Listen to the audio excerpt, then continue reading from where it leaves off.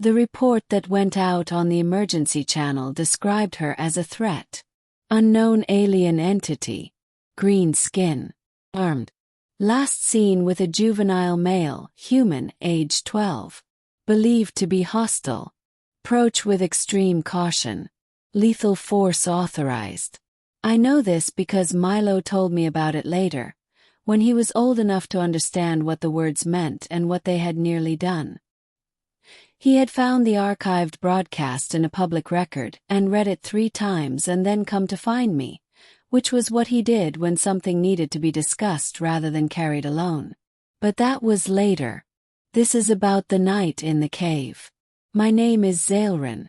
I had been on your world for 4 months when it happened. A research posting, legitimate, approved through the standard Accord channels.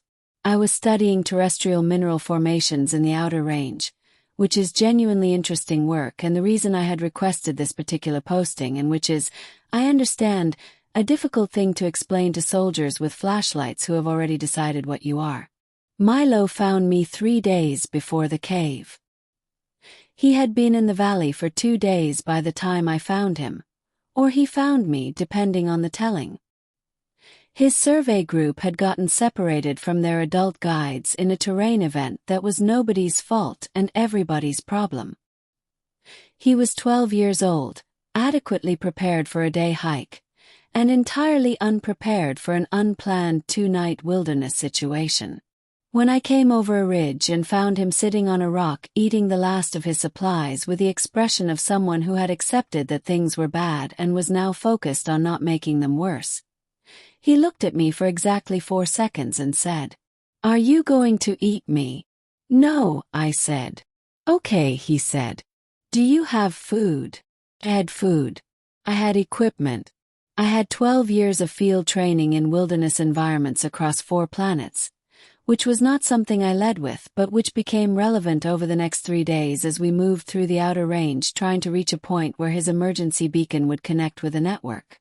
Milo was, I discovered, exactly the kind of 12-year-old who makes difficult situations manageable. He asked questions. Good ones, the kind that suggested he was paying attention and processing rather than simply filling silence. He did not panic when things were hard. He had the particular resilience of a child who had been in difficult situations before and had learned that difficult situations had ends. "Your skin," he said on the first evening. "Does it glow? I keep thinking I see it glow." "The dots," I said, touching my cheek. "Bioluminescent. Stress response. I've been stressed. Because of me. Because of the terrain event," I said. "And yes, a little because of you. 12-year-old humans in the wilderness are a legitimate stressor." He laughed at that. It was the first time I heard him laugh. I noted it the way I noted things that mattered. The soldiers found us on the 3rd day. We had not known we were being searched for, or rather I had not known what the search was. Milo had activated his emergency beacon on day 2. And I had assumed that what was coming toward us was rescue. I had been building toward a point where the beacon would reach the network clearly, and we had almost reached it, and the cave had been shelter while the night temperature dropped to a level that required it. The first flashlight beam across the cave entrance told me what I needed to know in approximately 2 seconds. Those were not rescue lights. Rescue lights sweep broadly. These were tracking lights. Moving in a specific pattern, covering ground with a systematic thoroughness of people who have been told what they are looking for and have been given permission to deal with it definitively. I heard the radio transmission through the scanner I had been carrying for terrain data. Alien entity confirmed in Sector 7. Lethal force authorized on contact. The child may be in distress. Approach carefully. Milo was asleep against my shoulder. He had been asleep for 40 minutes, which he needed, and I had been letting him sleep while I kept watch, which was what the situation required. I did not wake him. I thought about options. The options were limited by the facts. I could move from the cave, but movement would be detected. I could signal, but my signaling equipment operated on a frequency that would be read as a threat indicator by the current scanning protocols. I could do nothing and wait, but waiting meant they would enter the cave eventually and Milo would wake up in a situation that would be difficult for everyone. Or I could stand up.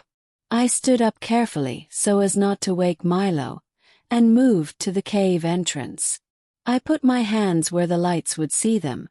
Both of them clearly visible, nothing in them. "I'm here," I said to the lights.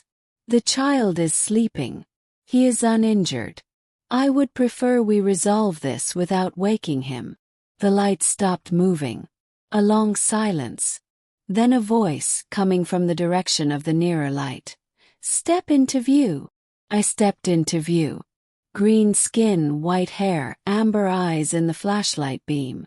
The dots on my cheeks were glowing, stress response visible, which was probably not helping my case. "Hands where I can see them."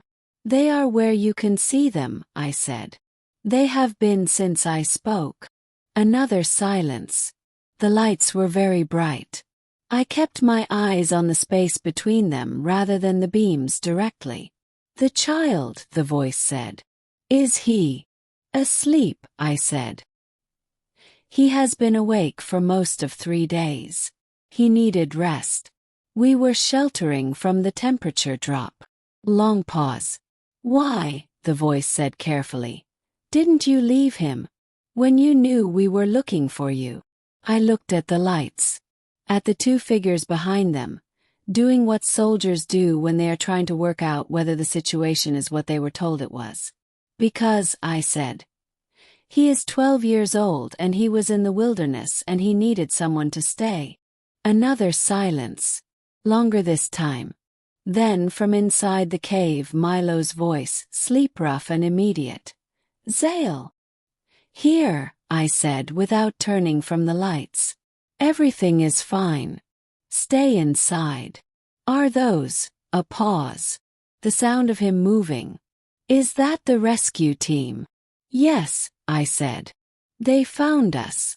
I heard him let out a breath. The particular breath of someone who has been maintaining a position for 3 days and has just been allowed to release it. "Tell them she's with me," he said. "Tell them she's the reason I'm okay."